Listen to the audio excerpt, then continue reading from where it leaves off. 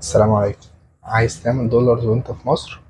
شوف الفيديو ده للآخر. والله هقولك على طريقة ازاي تعمل منها عملة صعبة وانت في مصر بطريقة سهلة جدا.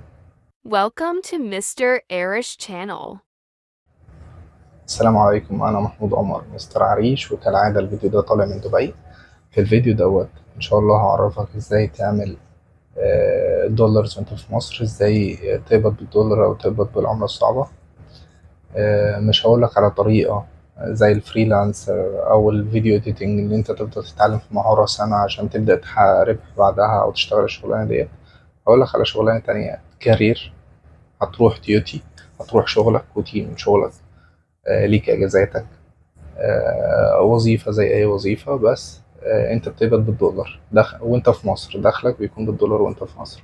احنا عارفين اللي هو بيقبض بالدولار في مصر دوت اللي هو بيشتغل فريلانس أو بيكون أصلا أجنبي، فهو جاي مصر بيشتغل في وظيفة أيا كانت إيه، فبياخد السالري بتاعه بالدولار. أنا هقولك وظيفة بيشتغل فيها المصريين وبيقبضوا فيها بالدولار برضه إن شاء الله. والوظيفة ديت رينج $500 $600. $600 دلوقتي 42 ألف جنيه. دي حاجة ممكن تعيشك حياة كريمة من غير ما تحتاج لحاجة. تاخد الشغلانة دي كستيب في حياتك أو تكمل فيها كارير، هي كارير برضو مش مشكلة. ازاي تقبض دولارز في مصر؟ دي حاجة كويسة جدا للناس اللي لسه خريجة أو لسه في الجامعة. لو أنت لسه في الجامعة أنت ممكن تأهل نفسك للموضوع ده كويس جدا. الناس اللي بتتكلم لغات، بمعنى أصح لو أنت بتتكلم لغة تانية. أنا ما بتكلمش على الإنجليش. ممكن يكون بداية لشغلانات تانية أنا ممكن أقول لك عليها في فيديو تاني، بس الفيديو دوت هيكون عن شغلانة في الفنادق اسمها جيست ريليشن، العلاقات العامة. جيست ريليشن في الفنادق بيقبض من حوالي $500 ل $600، وهي من الشغلانات الجنتل قوي في مصر، اللي هو أنت بيبقى ليك بنفيتس كتيرة جدا. معنى أصح مثلا موظفين في الفنادق وجبة الغداء، وجبة العشاء، الفطار، ما بيروحش المطعم الرئيسي اللي هو المين ريستورانت اللي بياكل فيه الجست وكده. الجست ريليشن بياكل في أي حتة، بيشرب في أي حتة، وطبعا ده مجانا. يعني أنت بتتحرك في الأوتيل مجانا، في حفلات في الأوتيل بتحضرها. الموضوع بيبقى فن، في شغل ستريس بس الموضوع بيبقى فن إلى حد ما. بيشتغلوا عدد ساعات 8 ساعات 9 ساعات ماكسيموم. لو اشتغلت 9 ساعات بيبقى ليك ساعة بريك. المرتب اللي انا بكلمك فيه دوت من غير هاوسنج، يعني انت بيكون ليك بدل سكن. في فنادق بتقدم بدل مواصلات ترانسبورتيشن برضو. ممكن اصلا انت تسكن في الاوتيل كمان. يعني انت لو بس انا كل اللي شفتهم بيشتغلوا جيست ريليشن ما بيقعدوش في الاوتيل، فاصلا مرتباتهم فجرة.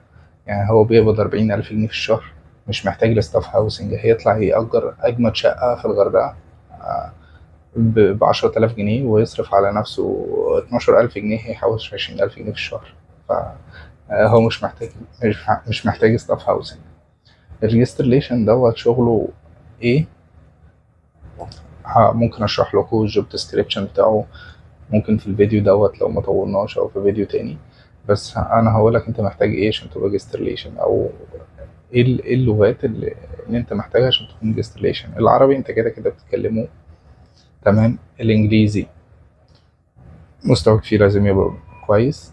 في بقى الجست ريليشن لازم عشان تدخله لازم يبقى معاك لغة تانية غير الإنجليزي، يعني لغة تالتة بمعنى صح. الغردقة سوقها إيه؟ الماركت بتاعها ألماني وروسي، وأنا بفضل إن أنت تتكلم ألماني.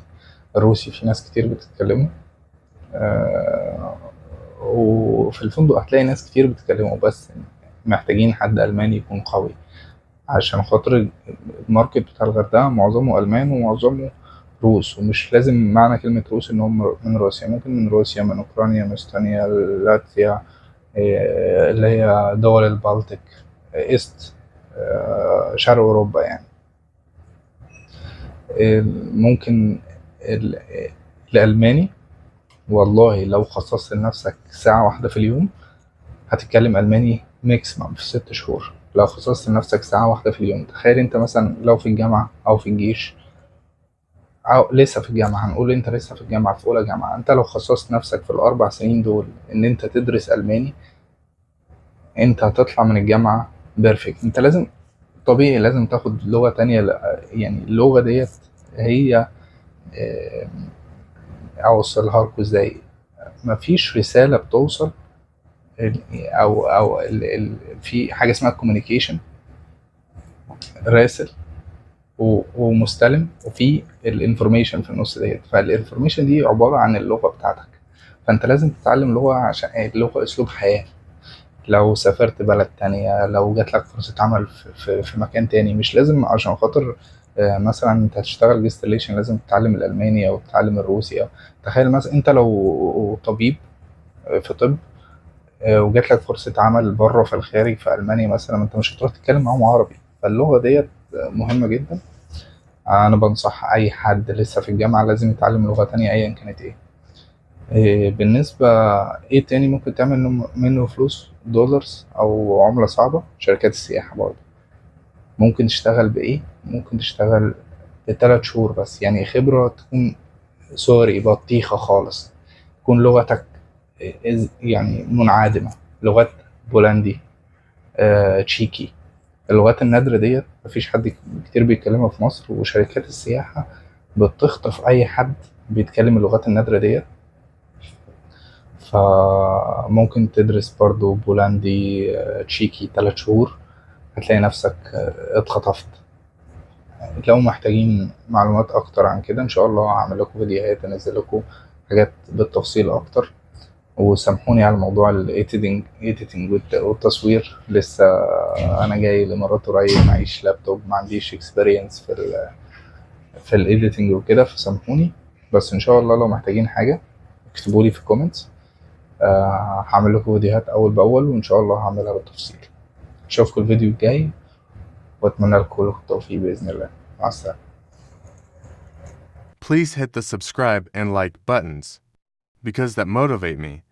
Thank you very much indeed.